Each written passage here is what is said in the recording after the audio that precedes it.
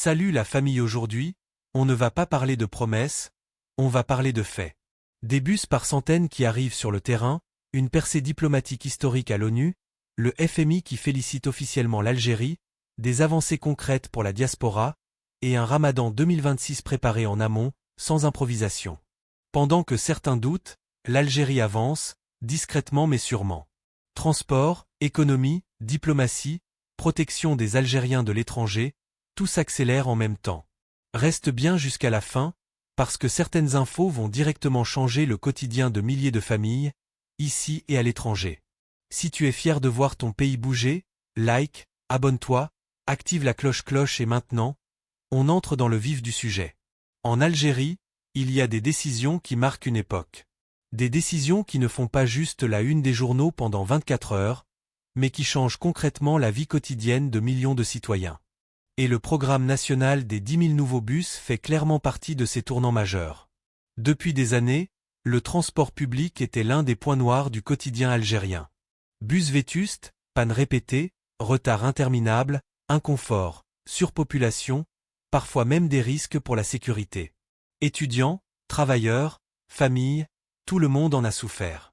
Ce problème structurel était devenu un frein à la mobilité, à la productivité et même à la qualité de vie. Mais depuis le lancement de ce méga-programme voulu directement par le président Abdelmadjid Tebboune, le paysage est en train de changer, et pas à pas, mais à grande vitesse. Colis des arrivées massives, visibles, concrètes. Le vendredi 6 février 2026, une nouvelle cargaison de 134 bus flambant neufs a accosté au port d'Alger. Ce n'est pas un événement isolé. Quelques jours auparavant, 335 bus avaient déjà été réceptionnés.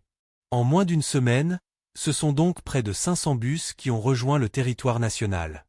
Et ce n'est que le début. Ces livraisons s'inscrivent dans une dynamique continue. Les arrivées se succèdent, les chiffres montent, et surtout, les bus sont bien réels. Pas des promesses, pas des annonces vagues. Des véhicules visibles, comptabilisés, inspectés, prêts à être mis en circulation. Usine qui pilote ce chantier colossal? Le programme est supervisé par l'entreprise de développement de l'industrie des véhicules, EDIV, rattachée à la direction des fabrications militaires du ministère de la Défense nationale. Un choix stratégique, rigueur, contrôle, efficacité et respect des délais. Le directeur général de l'EDIV suit personnellement les opérations. Chaque cargaison est inspectée, chaque livraison planifiée. D'autres arrivages sont déjà annoncés, notamment vers Gigel et d'autres ports stratégiques.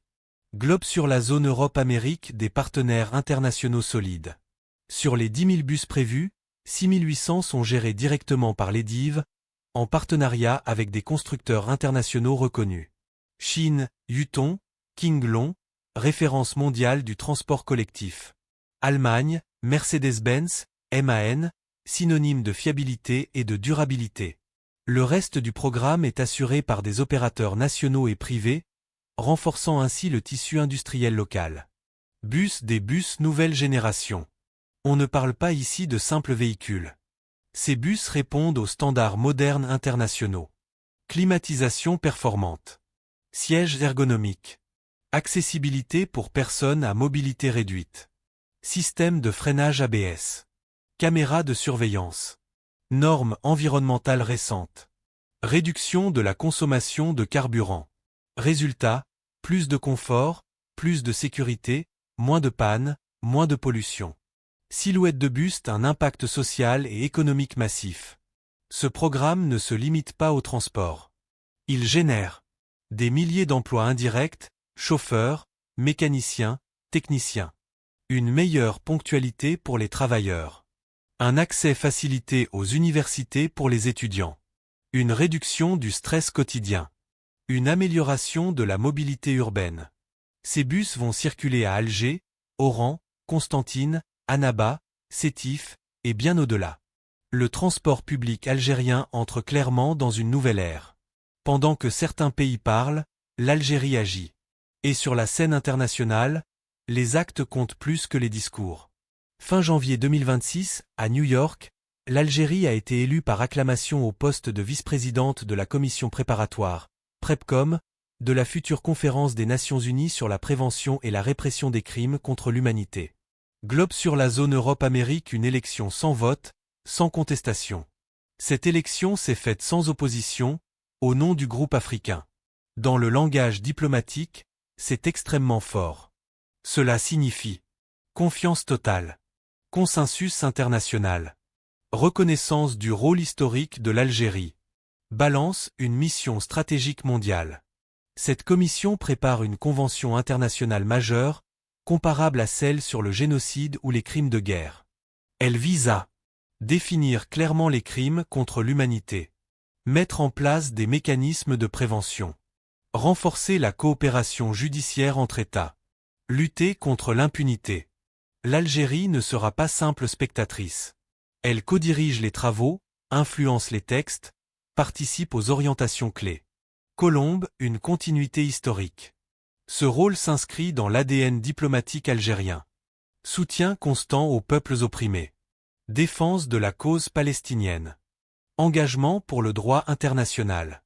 L'Algérie retrouve une place centrale, crédible et respectée à l'ONU. Le 5 février 2026, le président Tebboune a reçu au palais d'El Mouradia la directrice générale du FMI, Kristalina Georgieva. Une rencontre de haut niveau, mais surtout un message clair envoyé au monde. Graphique à barre, des éloges rarement entendus. Le FMI a publiquement reconnu la stabilité macroéconomique de l'Algérie, la baisse de l'inflation, le redressement post-pandémie, les progrès dans la diversification économique, l'amélioration du climat d'investissement. Quand une institution réputée pour sa sévérité félicite un pays, ce n'est jamais anodin. Globe sur la zone Europe-Amérique, un signal fort aux investisseurs.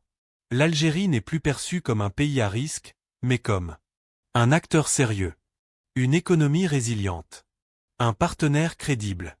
Cela renforce la confiance internationale et ouvre la porte à plus d'investissements productifs. Après plus de 20 ans, l'Algérie a organisé en février 2026 la 2 conférences des chefs de poste consulaires. 43 consuls généraux réunis à Alger avec un objectif clair, mieux servir les Algériens de l'étranger. Modernisation des services.